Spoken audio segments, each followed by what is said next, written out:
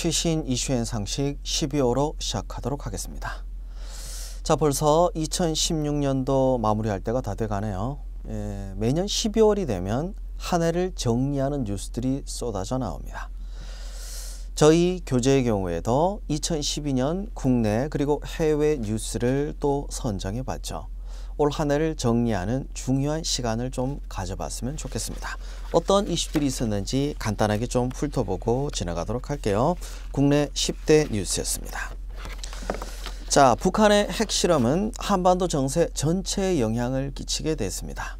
핵 무장론도 나오게 됐었고, 그로 인해서 국제사회에서도 여러 가지 움직임들을 보이고 있죠. 근데 이게 딱 끝나는 문제가 아니라 계속 이어지고 있다는 그런 문제죠. 계속해서 한반도에 중요한 변수가 되지 않을까 싶네요. 아동 학대 사건입니다. 자, 부모의 소유물이 아니기 때문에 아동은 부모 마음대로 할 수 있는 존재는 아닙니다. 그럼에도 불구하고 전통적으로 부모가 자식은 알아서 한다, 이런 사고들을 가지고 있던 게 문제가 되기도 했죠. 그 이외에도 가정의 해체, 이런 부작용의 일부라고 볼 수도 있겠죠.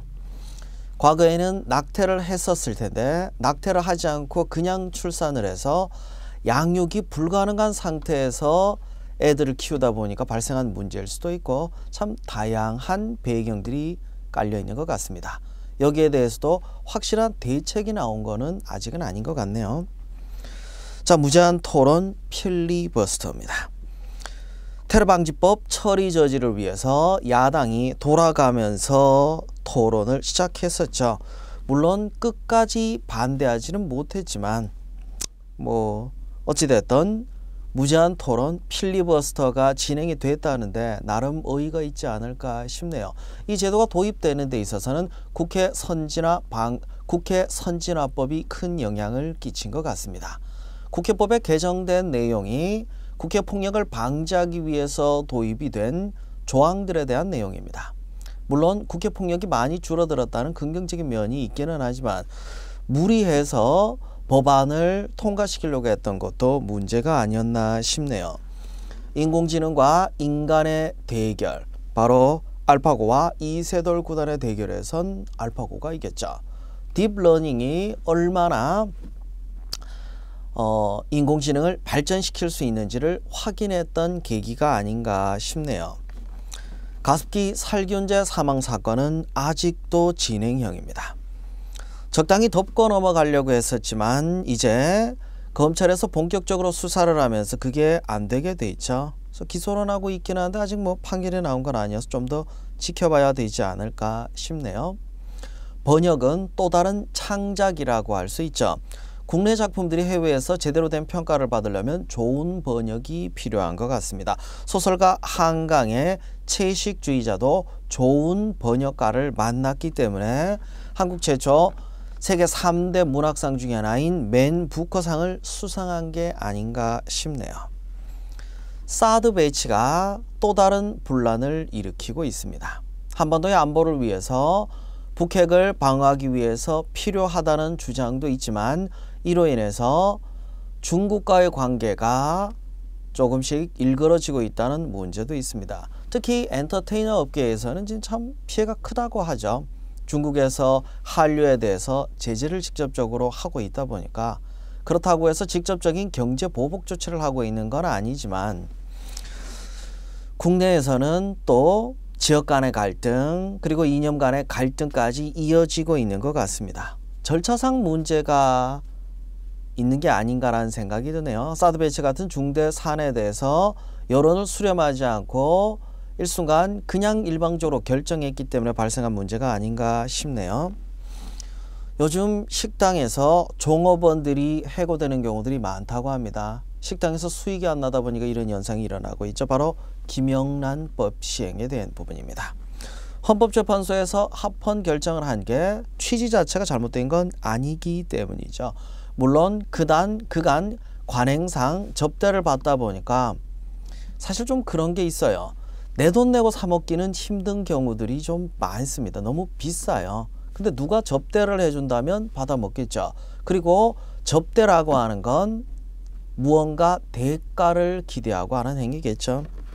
그런 측면에서는 이 정도 시행착오는 예상됐던 거이긴 한데 일단 피해를 입은 사람들 입장에선 편하지는 않겠죠.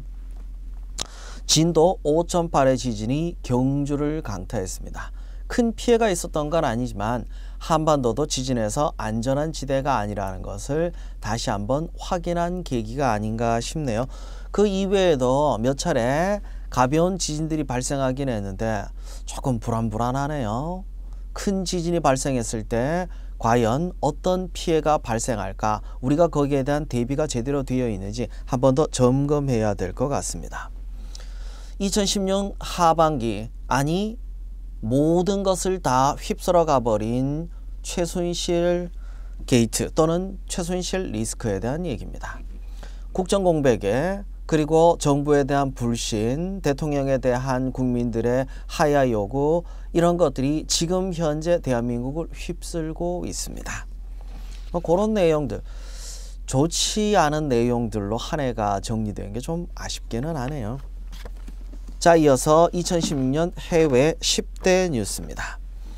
중국 경제는 이미 세계 2위까지 올라왔죠. 미국과 함께 세계 경제를 이끌어 간다고 해서 G2 시대라는 표현도 있습니다.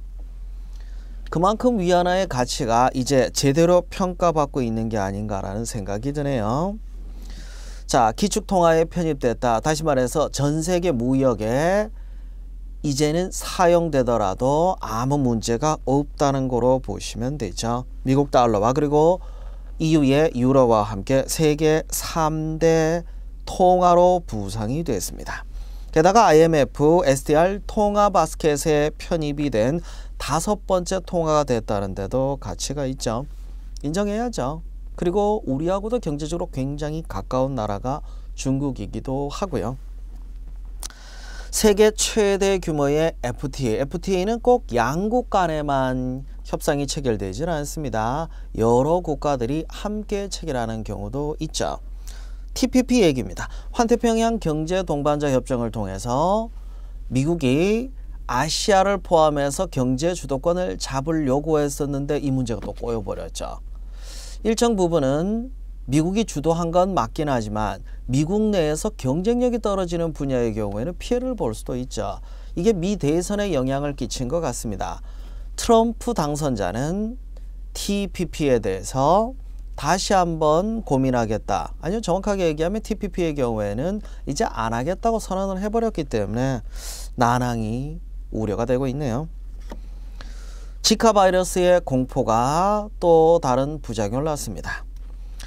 자, 물론 브라질 리우 올림픽 때문에 브라질 내에서도 문제가 돼 있지만 국내에서도 환자가 발생되면서 전 세계적으로 우리나라가 그렇게 안전한 지대는 아니라는 게 밝혀진 것 같습니다.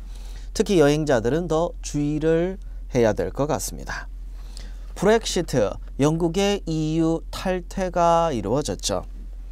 안 그럴 줄 알았는데 국내 참 해외 뉴스에서 아닐 거라고 당연히 생각했는데 그렇게 돼버린 게 2개 있었죠. 브렉시트가 국민투표에서 통과될 거, 이것도 예상을 못했었죠. 통과 안 될 줄 알았는데 의외로 통과가 됐네요. 그리고 트럼프의 당선도 비슷했던 것 같습니다. 아이 설마, 근데 설마라고 하는 게 현실이 돼버렸네요. 앞으로 어떻게 될까요? 조금 더 지켜봐야겠죠. 당장 브렉시트 효과가 나타나는 건 아니고 향후에 점점 더 많이 나타날 거니까 어찌됐든 그렇게 안정적이지는 않을 것 같네요. 리오 올림픽입니다. 자, 일반적으로 올림픽이 개최되고 나면 올림픽 효과라는 게 있어야 되는데 브라질에는 별로 올림픽 효과는 없었던 것 같습니다. 많은 국가들이 출전했다 이런데 의의가 있을 수는 있겠지만 사실 뭐 브라질이 얻은 게 뭐가 있을까요? 브라질 국내 정치는 혼란스럽고 브라질 경제도 안 좋은 상황이 되고 있습니다. 여성이 고위직으로 올라가다 보면 보이지 않는 벽에 부딪힌다고 하죠. 이걸 바로 유리천장이라고 합니다. 파리, 로마, 도쿄를 비롯한 주요 도시 시장에 여성이 당선된 사례들이 늘고 있네요. 전 세계적으로 확대되고 있는 현상이라는데 좀 주목해야 되지 않을까 싶네요. 2016년 한 해를 마무리 짓는 해외 뉴스 중에서 가장 큰 뉴스는 바로 도널드 트럼프의 대통령 당선이 아닐까 싶네요. 선거 결과가 나오기 전까지는 계속 트럼프는 안 될 거다 라고 당연히 생각을 했죠. 사실 트럼프 당선을 점치는 사람들의 이야기가 좀 웃자고 한 얘기처럼 보이기도 했는데 웃자고 한 농담이 진짜가 돼버렸네요. 그로 인해서 미국을 비롯해서 미국에서 끝나는 게 아니죠. 그리고 미국을 상대해야 되는 모든 국가들도 생각도 안 했던 이런 상황을 접하게 됐습니다. 어떻게 될 거냐고요? 잘 모르겠어요. 왜 그러냐면 트럼프가 전통적인 공화당의 정책을 공약으로 내세웠던 것도 아니기 때문입니다. 자세한 얘기는 본문에서 조금 더 하도록 하고요. 자, 기후변화 협약. 바로 교토의정서 이후에 어떻게 전 세계가 기후변화에 대응을 할 건지에 대한 합의, 파리 기후변화 협약이 발효됐습니다. 인도가 공식 비준하면서 발효가 성사되는데요. 이제 이 파리 기후변화 협약에 따라서 우리도 대응을 해야 될 것 같네요. 엄마, 아빠 두 사람의 유전자에 의해서 아이가 나오게 됩니다. 그런데 엄마, 아빠 그리고 난자 제공자의 유전자까지 결합되어 버리면 정확하게 누가 엄마라고 해야 될까요? 좀 애매한 일들이 일어나고 있네요. 이로 인해서 유전자 조작의 윤리적 문제 얘기가 또 나오고 있습니다. 과학과 종교 또는 과학과 윤리 일정 부분은 공존해야 되는데 이런 첨예한 대립이 발생하는 문제의 경우 그 사안 자체가 중요한 게 아니라 과학과 종교 내지는 윤리가 어떻게 같이 조화를 이루어야 될지에 대한 방향을 고민하는 계기가 됐으면 좋겠습니다. 자, 한 해를 마무리 짓는 노벨상 수상 내역이 나와 있네요. 전 세계가 어디에 관심을 가지고 어떤 게 가치가 있는 건지 확인하는 계기가 아닐까 싶네요. 그리고 또 하나, 이제 시험에서 질문을 할 때는 물어보기 좀 수월한 내용을 물어봅니다. 너무 어렵고 복잡하고 그리고 여러 수상자가 공동 수상했을 땐 출제하기도 애매하죠. 이런 거 보다가는 좀 심플하게 나올 수 있는 업적이나 수상자의 관심을 좀 가져두시는 게 좋지 않을까 싶네요. 그런 내용들로 2016년 전체를 바라보고 2016년 12월 이슈앤 상식 시작하도록 하겠습니다. 먼저 칼럼입니다.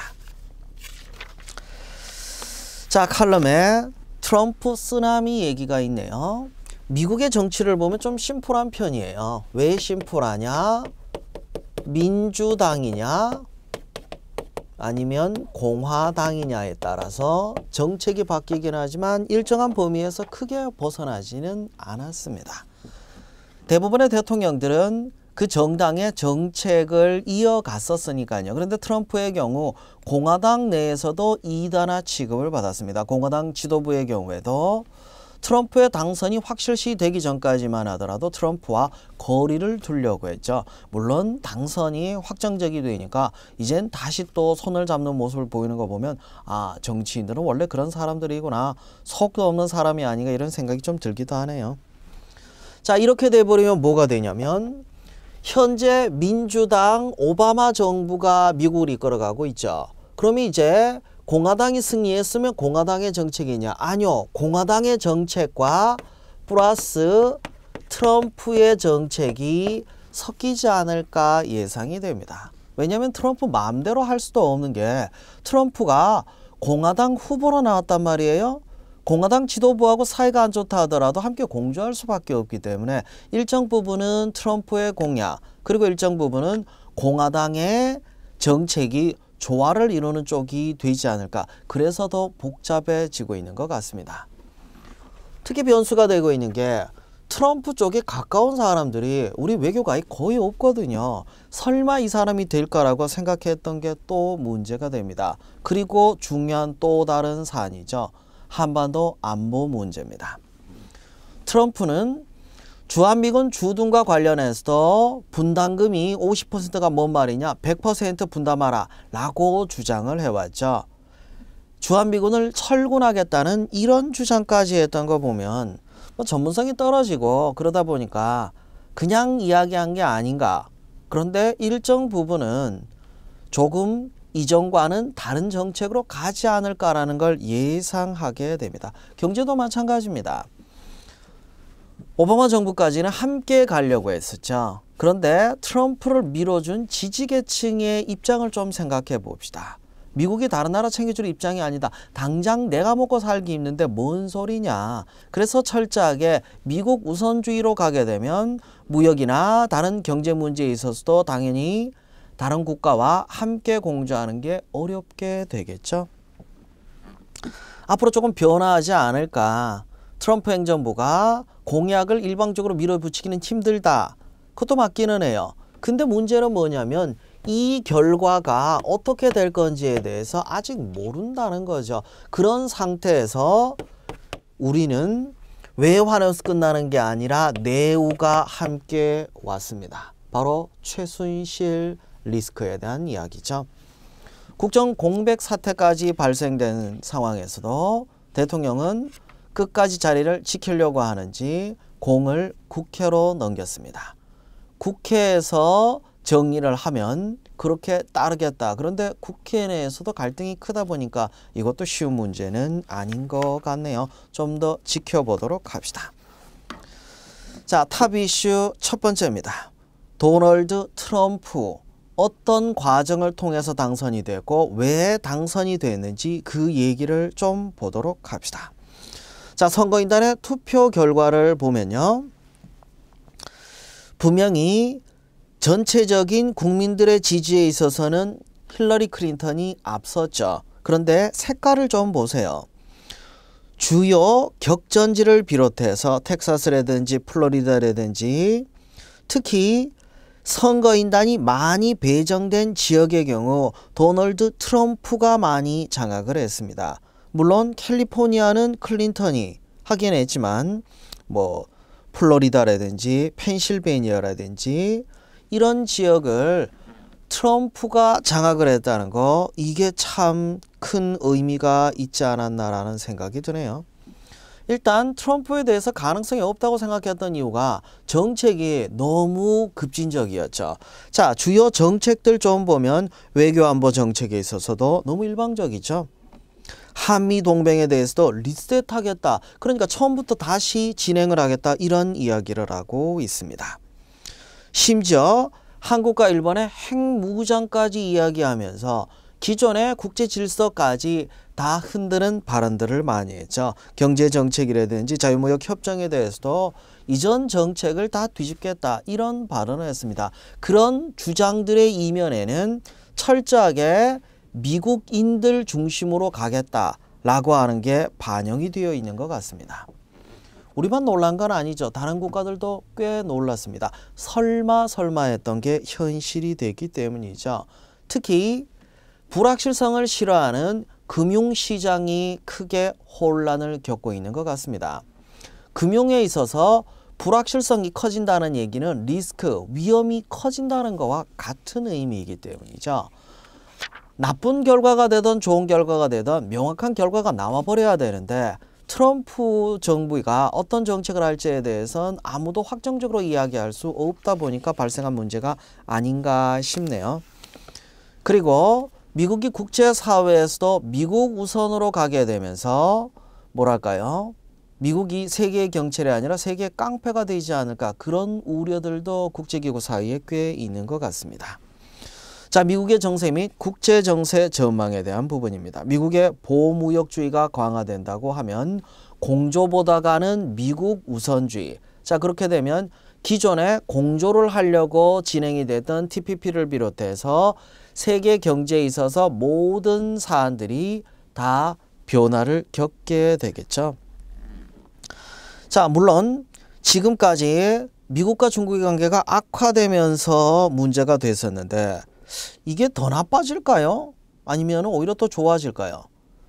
미국의 이익을 위해서 중국에 더 강경책으로 가겠다고 주장하긴 했지만 미국이 미국이 아니라 트럼프는 또 다른 측면에서는 중국과 협조하겠다는 이야기를 또 하고 있다 보니까 그러니까 이 양반 말이 혼란스러운 이유가 뭐냐면 일관성이었거든요. 사안별로 각각 다른 이야기를 하다 보니까 이게 더 불확실한 게 커지고 있는 게 아닌가 싶네요. 조세재정, 복지정책에 있어서도 개인의 자유를 강조하는 쪽으로 가려고 했던 부분은 공화당의 정책에 가깝습니다. 그리고 오바마 정부가 추진했던 복지정책의 핵심인 오바마 케어를 즉각 폐지하겠다고 했는데 이것도 또 즉각 폐지는 또 아니라고 이야기하고 있으니까 좀 혼란스럽네요. 기후변화에 대응하는 건 국제 공조가 반드시 필요합니다. 많은 국가들이 서로 간에 희생을 해야 되는데 트럼프는 그럴 생각은 없는 것 같네요. 오히려 화석연료를 장려하는 쪽으로 간다고 하니까 난항이 계속될 것 같습니다. 조금 떨어져서 보자면 재미있게 볼 수도 있겠죠. 왜냐하면 기존 질서가 완전히 바뀌어 버리니까요. 다른 의미의 뉴노멀이라고 해야 될까요? 약간은 좀 푸념조로 이야기한 겁니다. 변수가 너무 많은 게 좋은 건 아닌데. 자, 트럼프가 당선되는 부작용. 왜 클린턴 지지율이 높은데 트럼프가 당선되냐? 이건 미국의 복잡한 대통령 선거 제도 때문인 것 같습니다. 하나하나 짚어서 설명드리도록 할게요. 먼저 선거 방식입니다. 우리는 국민이 직접 대통령을 뽑아요. 그래서 직선제라고 하죠. 미국은 국민이 선거인단을 뽑으면 이 선거인단이 대통령을 선출하는 방식으로 되어 있습니다. 간접 선거 제도라고 하죠. 아니 어차피 지지하는 건 똑같으면 직접 선거로 하면 되지 않냐. 미국은 전통을 중시여기는 나라다 보니까 제도를 잘 안 바꿉니다. 미국 대통령 선거의 경우에는 화요일, 선거인단 선거는 월요일로 되어 있는데 우리나라 모든 선거는 수요일로 되어 있는데요. 미국은 전통을 중시여기기 때문에 이거 잘 안 바꿉니다. 승자 독식, 가장 헷갈리는 문제이기도 하죠. 이렇게 간접 선거로 가고 그리고 각 지역별로 선거인단이 있다 보니까 발생하는 부작용인데, 자, 예를 들어서 이쪽 선거구 3개가 있다고 합시다. A 선거구, B 선거구, C 선거구. A 선거구에는 선거인단이 5명, B 선거구에는 15명, C 선거구에는 20명이 배정되어 있다고 합시다. 민주당 후보 클린턴과 트럼프 둘을 가지고 좀 이야기해 보도록 합시다.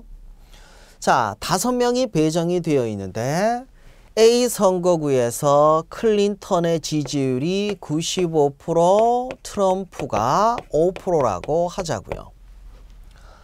B 선거구에서도 95%, 5%라고 합시다. C 선거구는 반대로 클린턴이 45%고 트럼프가 55%라고 하자고요.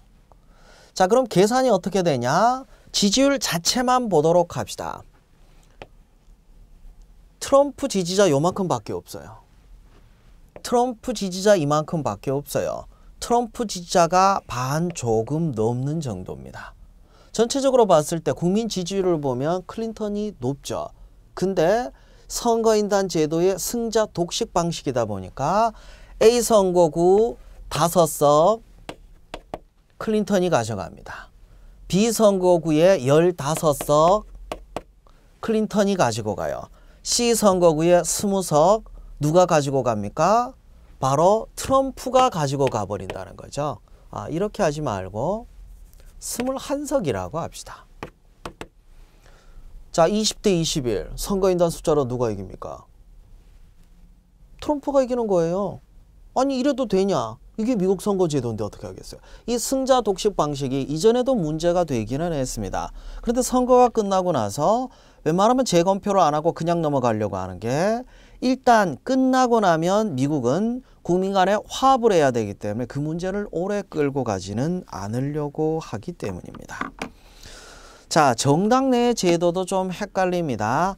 정당 내에서 후보를 뽑는 과정의 경우에도 지역별로 조금씩 달라요.